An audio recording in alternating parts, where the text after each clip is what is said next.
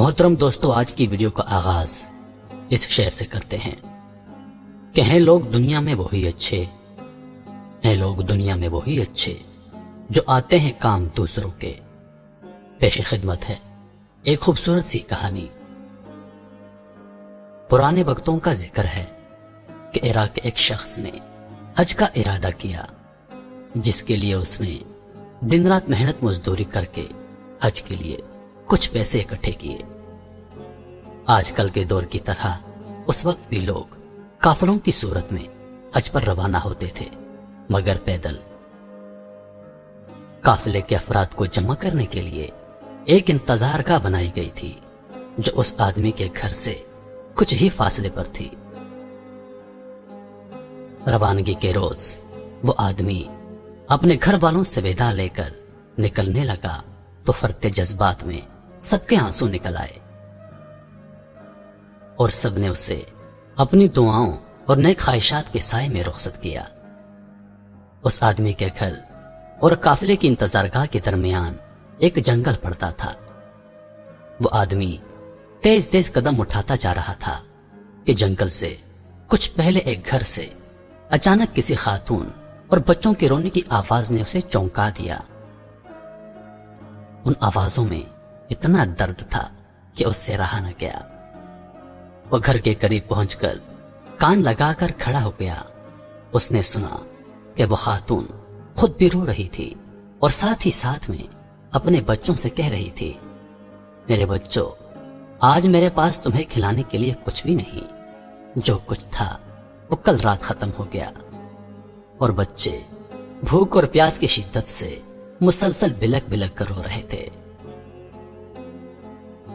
ایک طرف قافلے والے اس آدمی کا انتظار کر رہے تھے اور دوسری طرف ایک بھوکا خاندان کسی غیبی مدد کا منتظر تھا۔ وہ آدمی شش و پنج میں مبتلا ہو گیا۔ آخر آسمان کی طرف نگاہ کر کے ہاتھ بلند کرتے ہوئے کہنے لگا،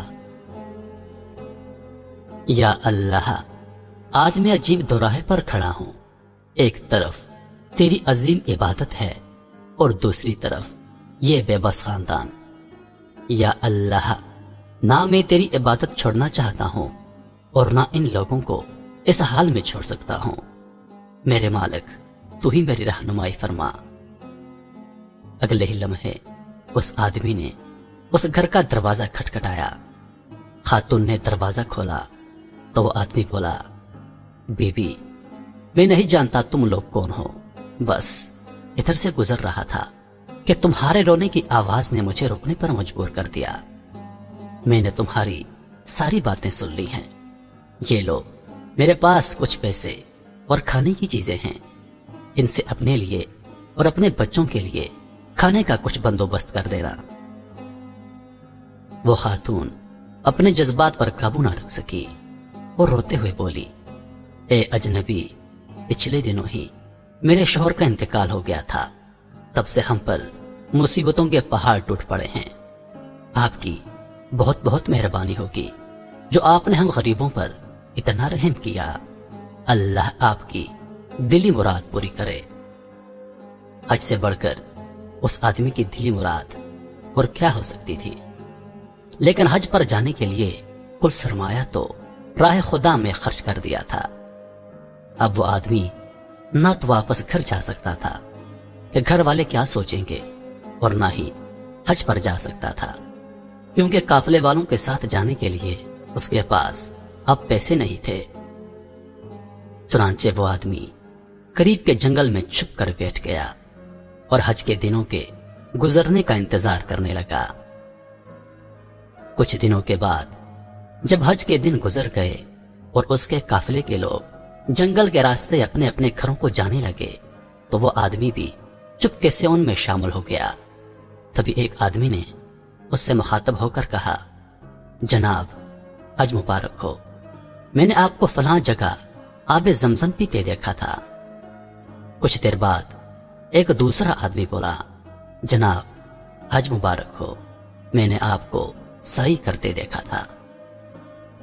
اسی طرح ایک اور شخص بولا، جناب، حج مبارک ہو، میں نے آپ کو خانہ کعبہ کا طواف کرتے دیکھا تھا۔ غرض یہ کہ हर हाजी उसके हज के मौके पर मौजूदगी की दलील देने लगा। वह आदमी घर पहुंचा तो घर वालों ने भी पुरतबाक इस्तकबाल किया और हज की ढेर सारी मुबारकबाद दी। लेकिन वो आदमी अंदर ही अंदर परेशान था कि मैं तो हज पर नहीं गया था, तो फिर क्यों हर हाजी मेरी वहां पर मौजूदगी की बात कर रहा है। जाहिर सी बात है, हज से वापसी पर कोई भी हाजी झूठ नहीं बोलेगा। लेकिन मुआजरा क्या है, समझ से बाहर है।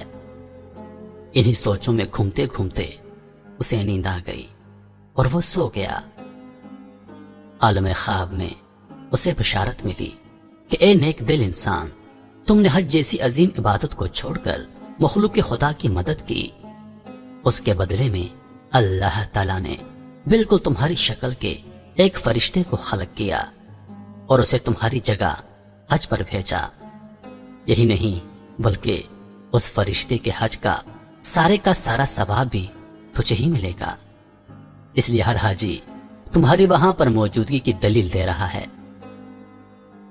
मोहतरम दोस्तों, अल्लाह पाक अपने हर बंदे से 70 माओं से ज्यादा मोहब्बत करता है और अपनी मां अपने बच्चों से कितनी मोहब्बत करती है ये आपने देखा होगा।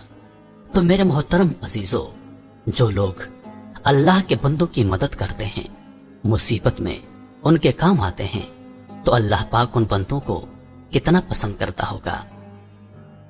कहते हैं कि एक इंसान की जान बचाना सारी इंसानियत की जान बचाना है। तो बेशक हैं लोग दुनिया में वही अच्छे जो आते हैं काम दूसरों के।